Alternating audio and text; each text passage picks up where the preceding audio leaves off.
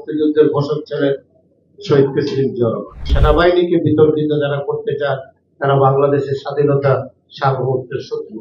বাংলাদেশে আপনারা জানেন মহান মুক্তিযুদ্ধ হয়েছিল, মুক্তিযুদ্ধের ঘোষক ছিলেন শহীদ প্রেসিডেন্ট জিয়া রহমান। উনি যখন বাংলাদেশের রাষ্ট্রীয় ক্ষমতা আসেন, উনি এসে এই মুক্তিযোদ্ধা সংসদ করেছিলেন, মুক্তিযোদ্ধাদের ভাতার ব্যবস্থা করেছেন, মুক্তিযোদ্ধা পরিবারগুলোর জন্য পুনর্বাসনের ব্যবস্থা করেছিলেন। তার ধারাবাহিকতায় বেগম খালেদা জিয়া বাংলাদেশের মুক্তিযোদ্ধা মন্ত্রণালয় করেছেন, পুনর্বাসনের ব্যবস্থা করেছেন। আগস্ট গণঅভ্যুত্থানে শহীদ হয়েছেন এবং প্রায় 20,000-এর মতো মানুষ আহত হয়েছেন। এই 1400 মানুষ নিহত হয়েছে, শহীদ হয়েছে, এর মধ্যে 862 জন হচ্ছে বিএনপি পরিবারের সদস্য। তাই আজকে এই আন্দোলন সংগ্রামে তারেক রহমান সরাসরি ভাবে আমাদেরকে নেতৃত্ব দিয়েছেন। সেই নেতৃত্বের কারণে যেমনি ভাবে 90-এর গণঅভ্যুত্থান বেগম খালেদা জিয়ার সরাসরি নেতৃত্বে হোসেন মোহাম্মদ এরশাদের পতন হয়েছে। এই জুলাই আগস্ট বিপ্লব তারেক রহমানের ঐতিহাসিক ভূমিকার কারণে বাংলাদেশের 50টি রাজনৈতিক দলকে নিয়ে উনি যে জোট করেছিলেন, সেই জোটের কারণে শেখ হাসিনা বিদায় হয়েছে।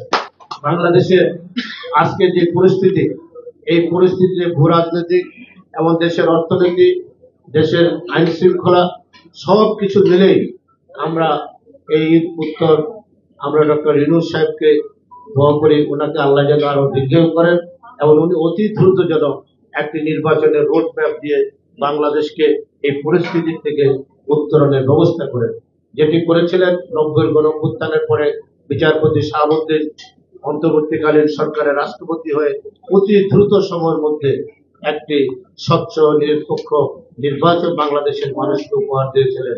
সেদিন জেনারেল নুরুদ্দিন ইচ্ছা করলে ক্ষমতা নিতে পারতেন, কিন্তু নেননি। জেনারেল নুরুদ্দিন বিচারপতি শাহাবুদ্দিনকে সামরিক বাহিনী সহায়তা করেছেন একটি নিরপেক্ষ নির্বাচন অনুষ্ঠিত করার জন্য। 5ই আগস্ট আমাদের সেনাবাহিনীর প্রধান ওয়াকার সাহেব যদি হেলিকপ্টারে করে শেখ হাসিনাকে তার মাতৃভূমি ভারতে পাঠিয়ে না দিতেন, তাহলে বাংলাদেশে আরেকটি ঘটনা ঘটত।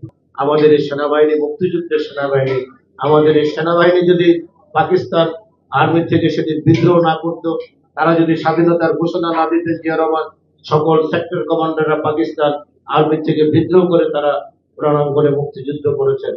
অতএব এই সেনাবাহিনী হচ্ছে দেশপ্রেমিক সেনাবাহিনী। এই সেনাবাহিনীকে বিতর্কিত যারা করতে চান তারা বাংলাদেশের স্বাধীনতা সার্বভৌমত্বের শত্রু।